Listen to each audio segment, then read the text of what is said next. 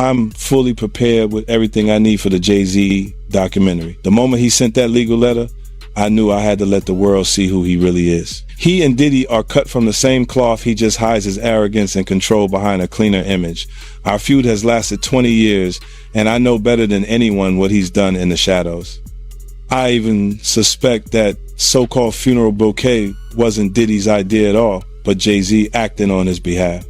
Back when Nicki Minaj posted that video of him wearing a pink wig, all I did was repost it, and he got so nervous he had his lawyers threaten me. In 2015, Nicki worked her ass off helping him build his platform, and he allegedly pocketed her $7.9 million in royalties. And then there's his fingerprints all over key incidents through the years, whether it's the elevator footage or the guest list at Diddy's parties. He was involved, clearly, but somehow he always walks away untouched. That's what he's best at, pulling strings behind the scenes while pretending to be spotless in public. And now that a corner of the darkness has been ripped open, I'm not stopping. Everything my team and I are doing isn't about attacking anyone. It's about making sure the truth can't be buried by him ever again.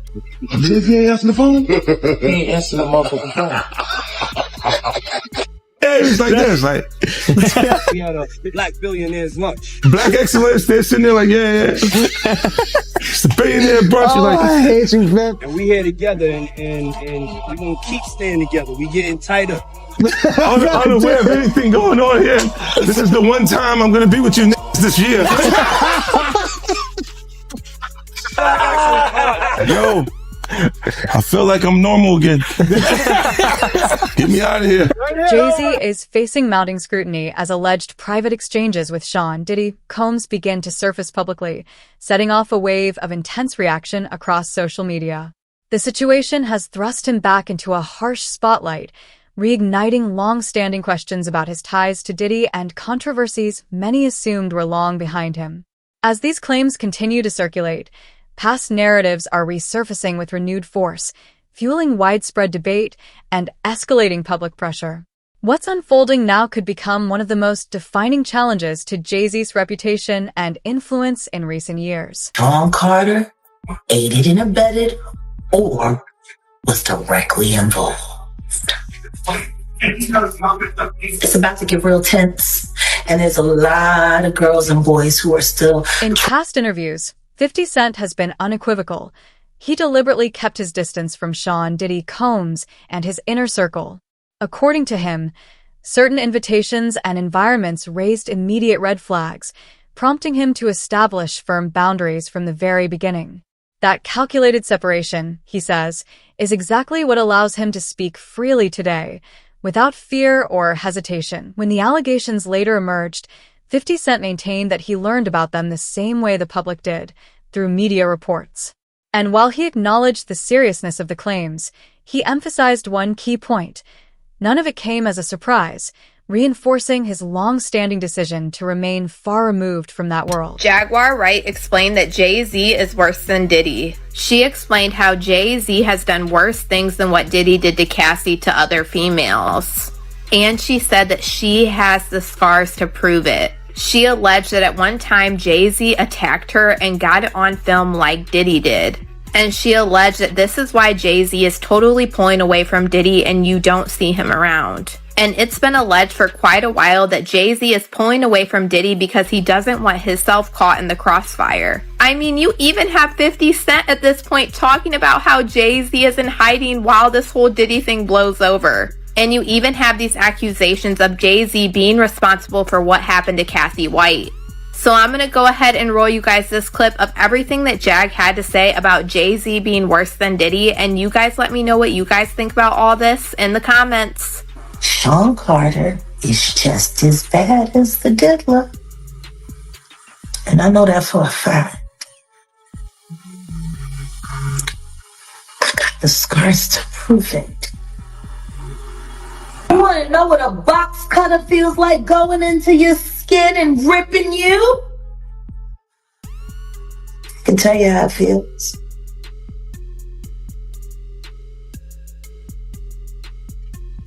Y'all ain't seen shit yet. That Cassie shit, that's nothing. I'm saying Sean Carter remembers everything he did to me and he's got it on tape.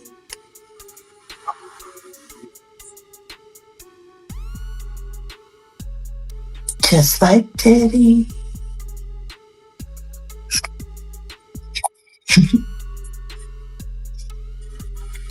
And they're going to be crazy.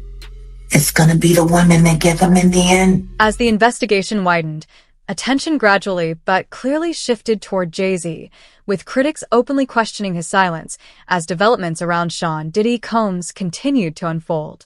That measured restraint only deepened public curiosity, sparking speculation that his team was quietly preparing for possible reputational fallout while trying to stay ahead of a fast-changing narrative. Even without formal action, concern grew that the impact was already beginning to take shape.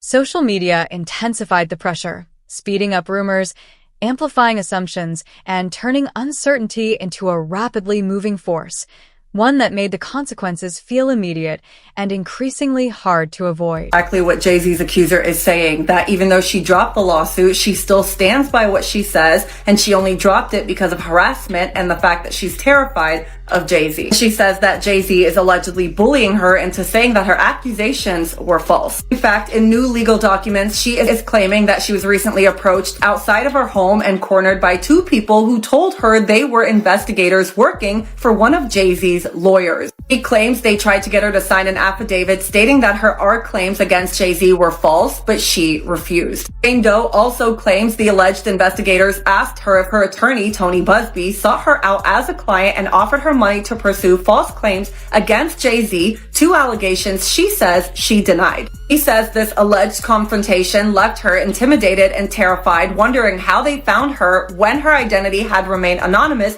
in media reports and legal proceedings. He also claims that her parents were approached by two investigators asking similar questions about Busby and her story. In the new documents, she reveals she decided to drop the claim because she was frightened by the reaction from Jay-Z and his supporters. She says she feared she would be publicly outed and subjected to public. Industry voices have cautioned that even a single serious investigation could send shockwaves far beyond Sean Diddy Combs himself, potentially affecting anyone perceived as closely connected to him. That's why many believe 50 Cent's documentary carries significant influence. Rather than focusing on one individual, it presents a broader look at how power operates behind the scenes, how influence moves, who may have been aware of certain issues, and how accountability can expand once sustained scrutiny begins. Observers have also questioned how Diddy remained shielded for so long, with some pointing to a network of powerful relationships and carefully managed messaging as rumors quietly circulated.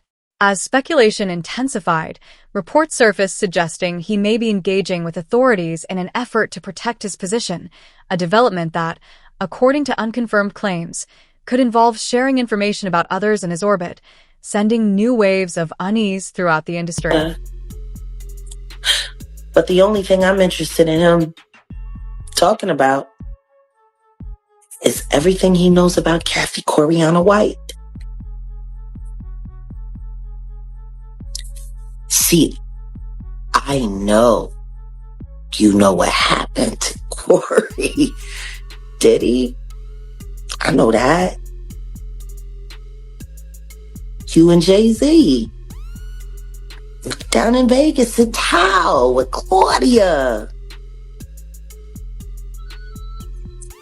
Why don't you just talk about Kathy? That might help. That might help a lot.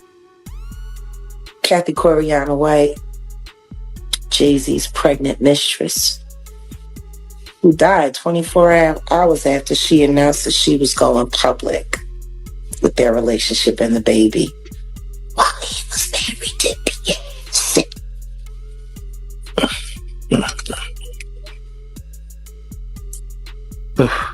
Was it an aneurysm, Diddy?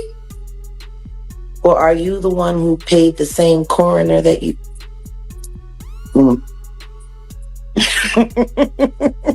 With the documentary now officially released, it's clear this story isn't stuck in the past. It's actively shaping what comes next. Each new revelation intensifies scrutiny on those who remained silent, drawing Jay-Z further into the conversation. The attention carries real weight, largely because his history with Sean Diddy Combs spans decades, making claims of complete separation harder for critics to accept. That tension escalated when Gene Deal publicly challenged statements from Jay-Z's legal team that downplayed the relationship, arguing they didn't align with what many industry insiders say they witnessed over the years. As voices grow louder and timelines are revisited, pressure continues to build, turning once muted associations into lingering questions that refuse to fade. How close was Diddy and Jay-Z? They was close enough that they wasn't playing basketball, they wasn't playing baseball, they wasn't playing football, and they wasn't playing hockey or soccer for Diddy to come on stage, pat him on his ass, and then make the statement to people in the world that can't nobody call me Sean but Jay-Z. Now, I don't know what kind of statement, and I can't say, I wish I could say half a homo, but I know I can't say it, but I don't know what kind of half a homo that is, and you trying to say that you're not close to somebody. You coming on stage, patting them on their ass, and then you making a broad statement to the public, can't nobody call me Sean but Sean Carter. And I heard Jay-Z said the same thing about them. But they were so close that they had matching white girls together. Because when they used to see each other, they used to say, yo, how your skinny white girl doing? He'd be like, yo, how your skinny white girl doing? So, I guess that's a certain type of closeness. I ain't know anything about that, man. I ain't know about, Jay touching his, ass. I got to go see the video. I ain't hear about that. Come on, man. Everybody's seen that. 50 even pointed it out. Excuse me. When they was in ATL on stage. Remember when 50 bum rushed the stage with them? Yeah, I think I recall that. When Puff came on stage, first thing he did was pat Jay-Z on that. But I forgot. That's your favorite rapper. Hey, him and Pac is 1A, 1B. But what's your issue with Jay, man? I didn't know you had an issue with him. I'm never a fan of somebody that I was going to... According to Gene Deal, the comfort and familiarity between Jay-Z and Sean Diddy Combs revealed more than words ever could, signaling a bond he believes ran deep. One moment he often points to took place at a show in Atlanta, where Diddy brought Jay-Z on stage. Their ease and chemistry were unmistakable, impossible for the crowd to ignore. That clip later gained renewed attention after 50 Cent resurfaced it, keeping the moment in heavy circulation online. When questioned about whether his remarks stem from personal resentment, Gene rejected the idea outright. He explained it was never about loyalty or bias, even referencing a past disagreement where tensions briefly surfaced, only for Jay-Z to seemingly brush it off later. Gene described this as typical of those operating at the highest levels. Individuals who move through intense moments, create friction, and then continue forward unaffected, functioning within a world far removed from everyday experience. That's how these guys are, man. They'll cause situations and cause problems, and then they'll forget what they done because they on a whole nother atmosphere. You know what I'm saying? A lot of shit that he did, you got to understand, like now he'll say that they're kids because he's raising kids of his own. You understand? But how would you like it that if Blue Ivory, 15, 16 years old, 17, 18 years old, dating a nigga in his early 30s? You're not going to go for that. No matter what she came through in Hollywood.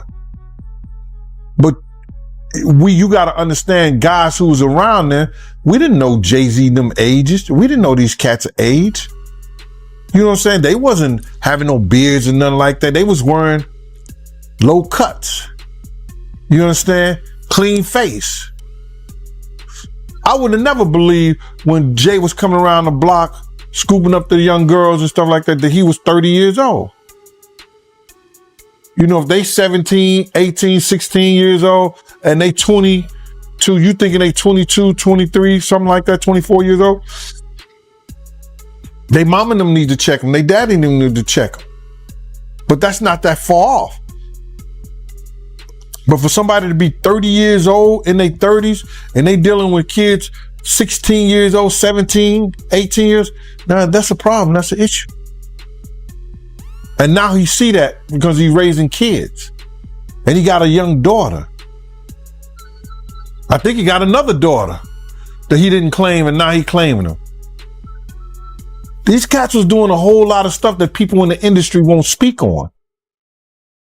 And then now that you're speaking on it and it's becoming where is that you can get on YouTube and you could talk about this shit and say what you seen or say what you heard, you understand, or what you know.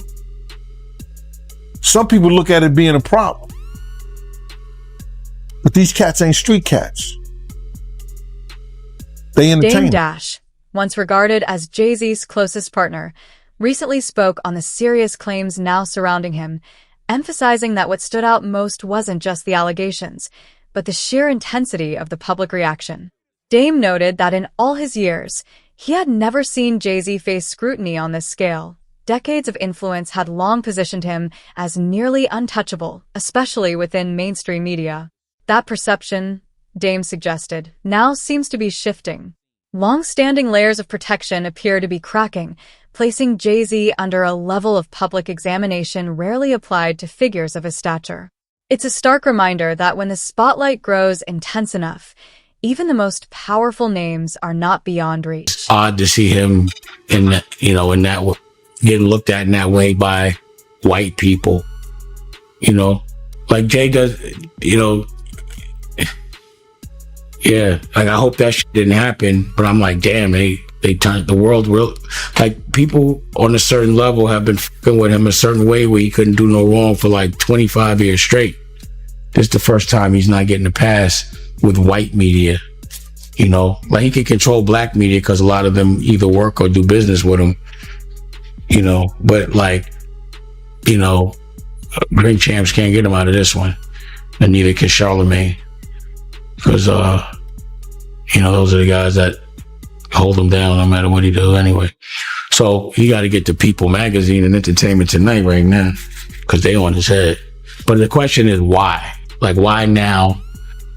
Because for me, I'd be like, yo, that's so ridiculous. Yo, take that to trial. You're not going to win. Let's get a deposition or something, So I don't know why they on his head so much. Pause. But I never seen him, under this, I never seen him in this position to have to explain himself. Pause.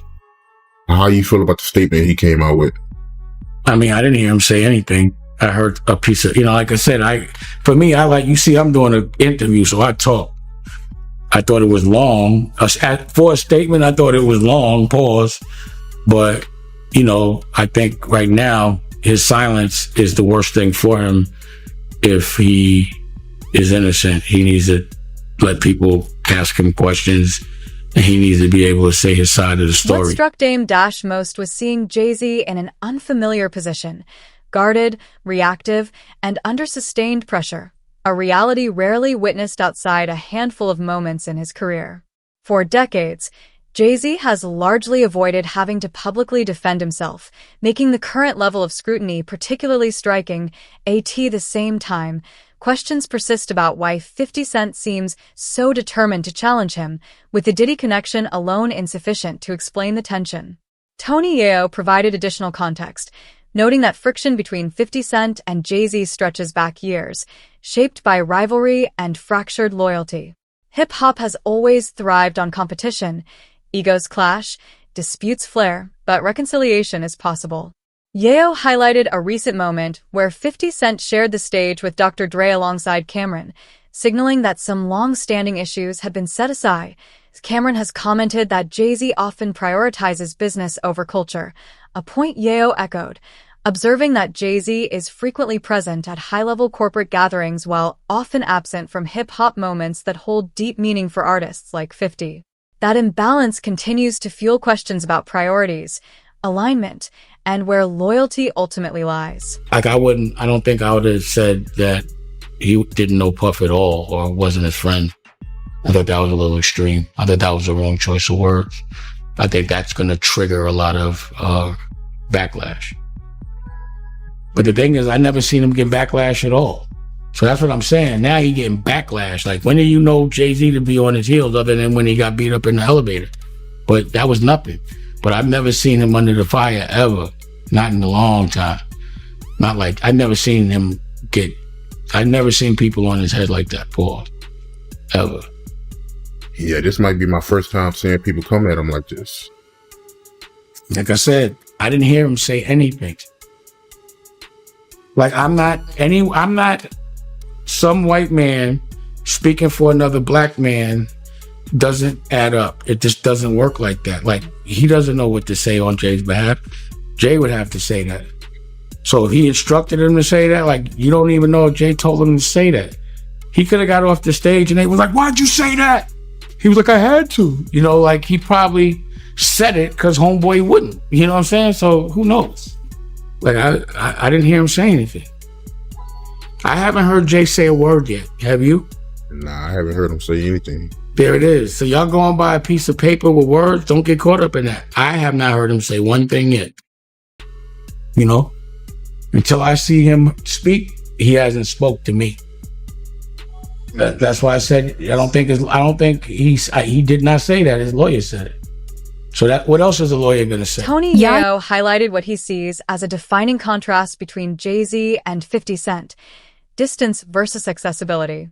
He explained that while Jay-Z operates at the highest levels of influence, he maintains a clear separation from the culture that helped elevate him.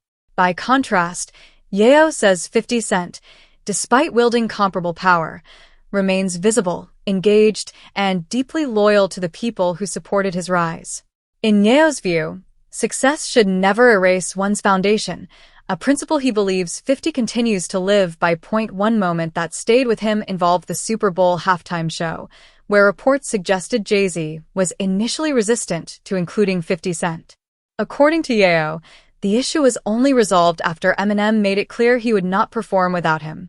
To Yayo, that moment went beyond logistics or branding.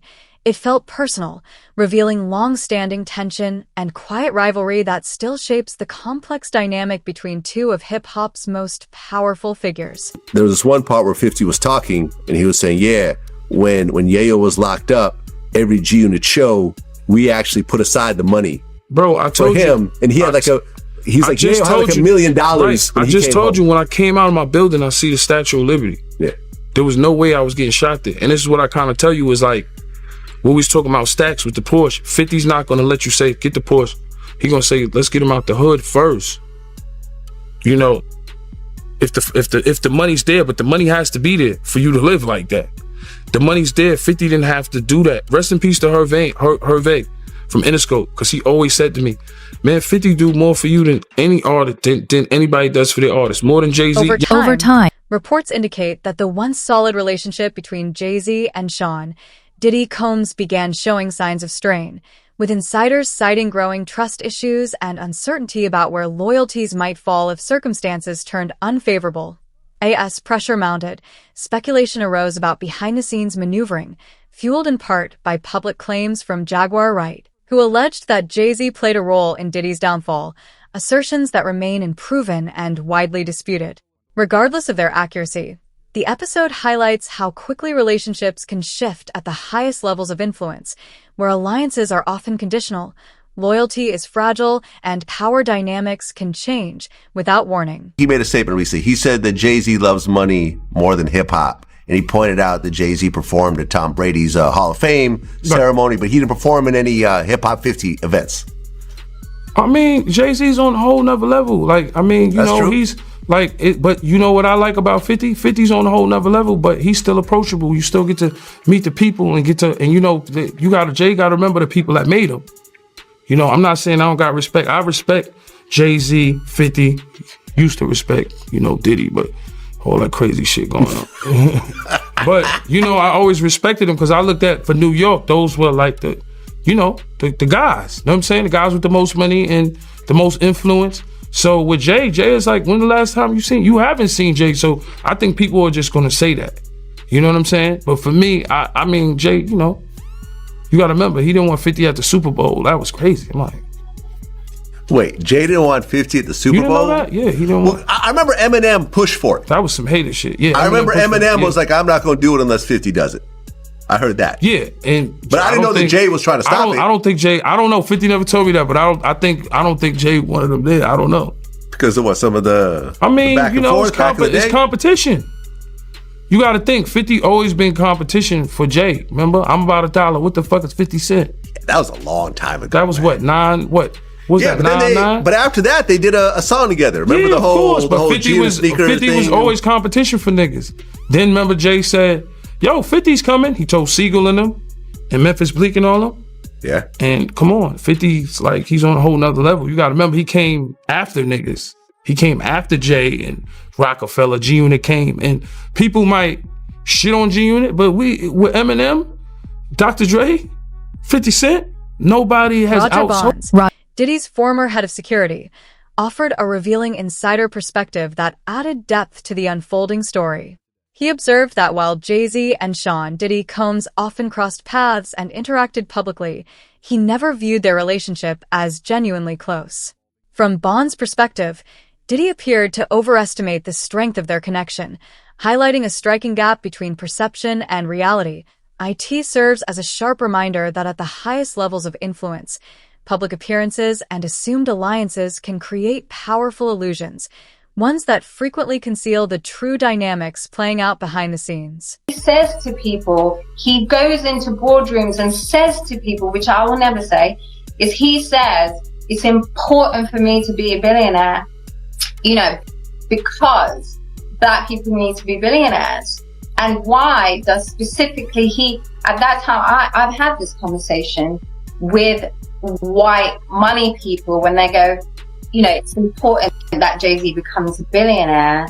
And I go, why? And they said, because he wants to open up a casino. You know, he wants to open up this. He should have an alcoholic brand. He needs to have a casino. He needs to have this. And you're like, why the fuck does anybody need a casino?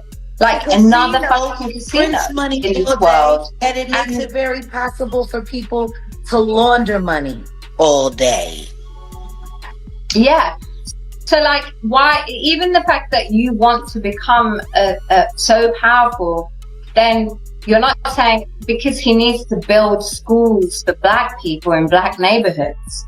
It's because he wanted to build casinos for Black people. For them to keep wasting their money and then for him to keep giving them overpriced merchandise. It's a rat trap. Yeah. All of it is. The sad part is that hip hop has now turned itself over to this greed machine and doesn't realize it's time to... Those close to Sean Diddy Combs frequently noted that he consistently went out of his way to support Jay-Z, offering visible backing that, in their view, was rarely reciprocated. This recurring pattern revealed a striking imbalance in their dynamic, highlighting how loyalty at the highest levels of influence can sometimes flow in only one direction. Behind the polished public image, a different reality quietly unfolded, one that emphasized the subtle yet profound disparities that often exist behind the scenes. Why now? Why? Because he's the acceptable monster at this time, like R. Kelly was the last time I sat on this couch. So who's next? Y'all don't see the lineup? Yeah, we see the lineup. I'm just waiting to see who's next. Jay-Z is setting Diddy up. Why is everyone having such a hard time? He ain't doing shit different. He lined up D. Haven, stole his life and identity. He lined up Big L, stole his life and identity.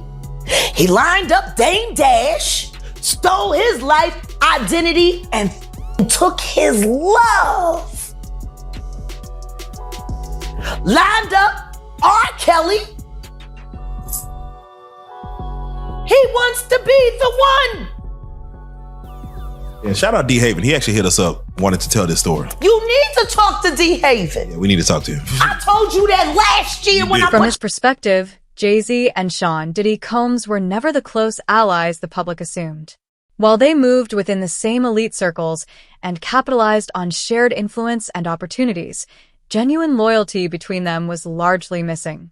Over time, these cracks grew more pronounced, impossible to ignore, exposing a reality that the polished public image had long kept hidden.